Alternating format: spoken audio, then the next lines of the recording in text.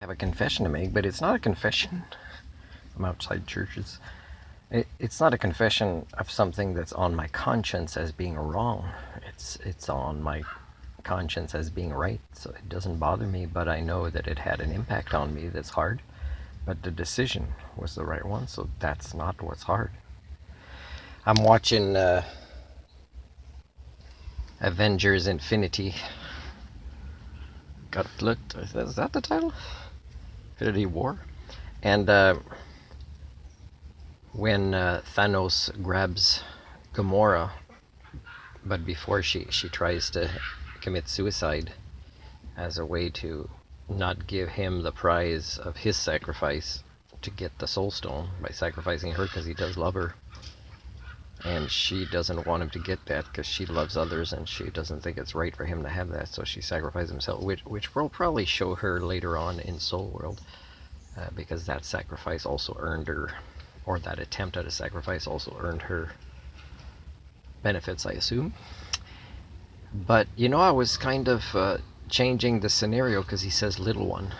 I'm sorry, little one. And I'm imagining a scenario where I would sacrifice my cat.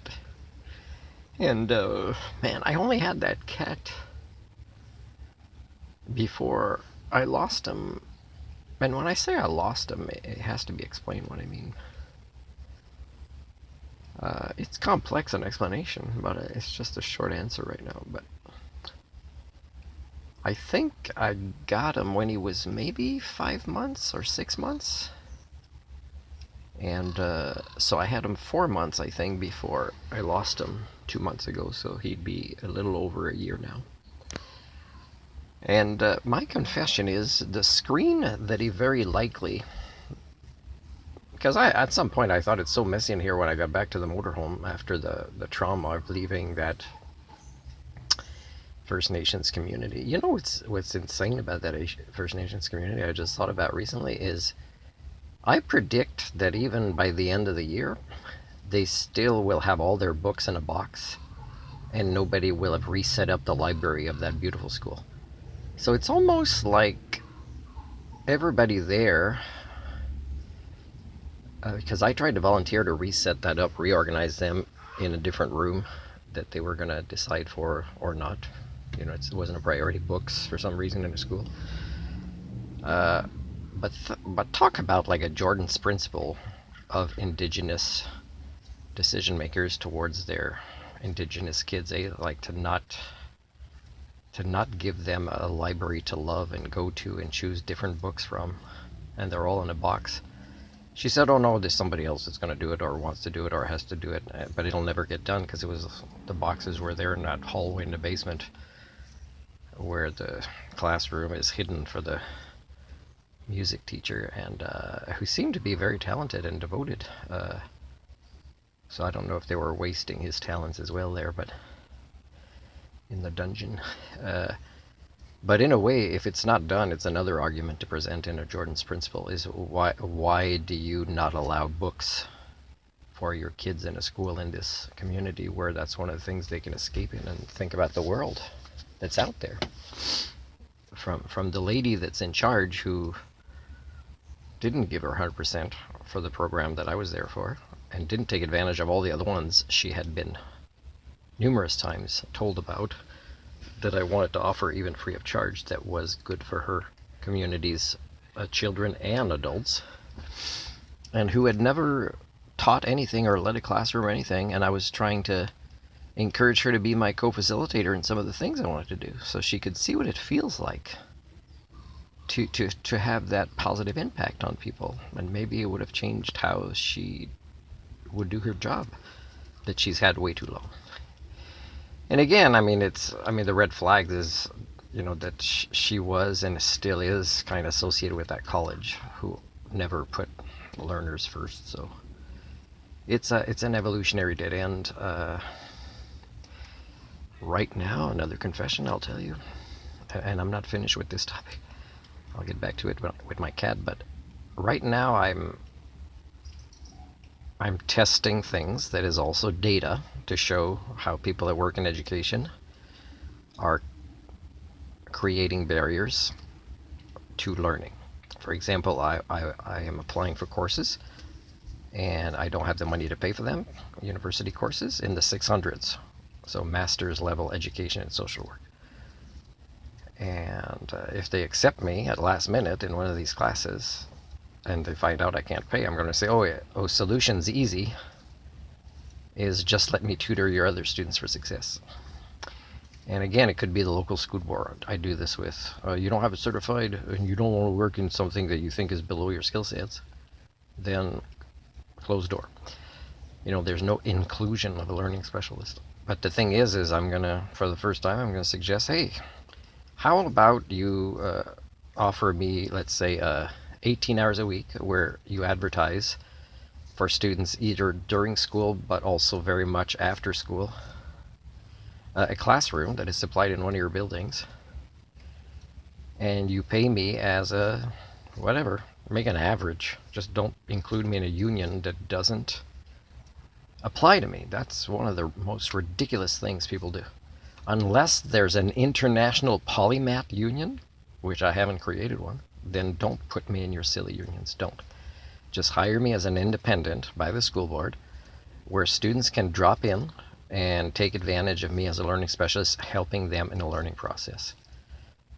Or, their parents could bring them after hours. And that's one way you're supporting education and collective learning, because maybe at some point you'll let me do professional development training to your teachers when I have success with these students. And again, if it doesn't happen, it shows your HSD. You're suffering from human domestication syndromes, capitalism, because if the university says, oh no, you can't, we found you a spot, but we'd rather have an empty spot in those classrooms of master's level education and social work, instead of you supporting our other students, because they don't know, but they suffer from HSD, and capitalism is just, it's part of academia. So in a way, their HSD, their capitalism, their inability to think outside the norm, to practice collective learning, to take advantage of a learning specialist in their network of people they know now, is they'll continue to devolve the concept of learning. And it's not just a negative impact on this student here and there that could have benefited from me, but it's what I would role model. It's the schemas I try to bring to their attention so that they could get the big picture of, wow, Martin doesn't want to stick it to us that we've been failing all this time. He's been wanting to support us, but now maybe we're realizing that we're failing, and it's Martin that we need. Except, I might end up getting a PhD one day, or becoming captain of something, and then quickly retiring. They're going to say, what? We need you. We find you are very qualified professional now. Well, you've waited till I'm 60 years old to give me these levels of responsibility. I'm old. I'm tired. And the decades I've worked without pay, they've made me more tired than you working with pay, because in those times I didn't have pay. I was very much going through hardships that made me more tired. Now, of course, they helped develop more skill sets in me, but I'm still a mortal. And of course, I'll still have, at an older age, a sharper mind and a more fit body, but still. Anyway, bringing it back to the cat story, is I'm imagining a scenario where I'm grabbing my little one to throw him off the edge for something that is, like Thanos said, I ignored my destiny once. And now again, don't put me in the role of Thanos and my cat in the role of Gamora in this story. It's just I'm imagining a scenario where I would sacrifice my cat, and the scenario I imagined was me having a chance to be who I am somewhere in the world where I couldn't bring my cat, or my cat was not allowed in some way, and my cat didn't understand it. I can't explain to my cat, and my cat can't do what Gamora did, which sacrifice himself for this greater good that he would understand. And then I'm trying to imagine if I could do this, and I can't. I can't do it I can't sacrifice my cat for this greater good, where if you ever read the letter that I wrote to the government of Japan and the Emperor of Japan, but also to the country of New Zealand. So if people received it or seen it online in one of my videos, the last updated version was for New Zealand. And I say to people, this is my real resume of who I am. And can you imagine that there exists a place in the world that will say, oh yeah, we need somebody like that, or that's exactly what we need? Of course not. We're way too devolved. In the Anthropocene, we'll never be able to self-correct or take advantage of who I am. And that's not the reason why I wouldn't sacrifice my cat, not believing that this opportunity was real or wouldn't self-sabotage by whoever's inviting me there. It's actually more like it's wrong to do that to my cat. And then people would say, well, the greater good, this is your destiny, you've been saying. The greater good, you'll have probably enough energy if it happens soon. You can do this for us, for the greater good. And again, people are missing the point, because if that sacrifice is required for the greater good, then the greater good doesn't deserve it. Because to actually not accommodate somebody who can offer all that in a way that nobody else on planet Earth can, it kind of shows that it's a species that can be saved, but also that you can't trust them, because if they believe that a cat has to be sacrificed, but of course if it's somewhere else, you don't want to put the cat in a plane or things like that when he's already had trauma. So again, when the screen was open, and I knew because I'd seen him kind of push himself through that a few times where I stopped him when I was inside. It's just he wanted to go outside and he didn't wait for me to open the door. When we came back from our trauma, I didn't block that area. I left it open for him because as another mammal who's gone through trauma, and I know what that feels like because I've lived among you for decades, this species called the Homo communia that has brought about the end of paradise on this planet is I wanted him to have that choice to escape. And because if that's where his mind was going, or maybe even just his hormones from the smell of a cat that was female at the time, that was in heat, whatever it was that made him choose, or a combination of reasons to go out and to maybe not want to leave, but to maybe not realize I'm doing errands, and maybe he was distracted somewhere else and I didn't notice he was out, and maybe he tried to come back. I don't know. Might have even run him over. I don't know. Might have been underneath the vehicle. That might have been a comfort zone for him. I don't know. I figure if he was dead, maybe somebody would have posted something about it when I first lost him, but maybe I wasn't looking back then on the internet to have seen it. I don't know. So I wanted him to have that choice to leave me, but it's not really leave me. It's more about the option of finding a place during the errands that he thought was a cool place, and to set his own territory there and be an independent cat, which he deserved. Now, if I ever discover that there is such a place, I would go visit him there, and he could even come inside.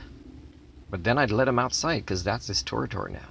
And he probably, there's so many empty houses here, I'm pretty sure he could find some sort of shelter for the winter with a heat vent or something. And if at that time I visit him and he kind of wants to stay inside more because it's cold, then he could spend more time inside. And if I'm offered a housing unit that won't allow the cat, again, I said during an interview, that'll be a tough decision. And it'll be a lot of pros and cons to weigh at that point. Not just about what's been happening in my life and the opportunities that I have to give, and to also have some comforts that I deserve in all this giving in this community, but also the situation of my cat at that particular time. All these factors would come in if I ever found him again.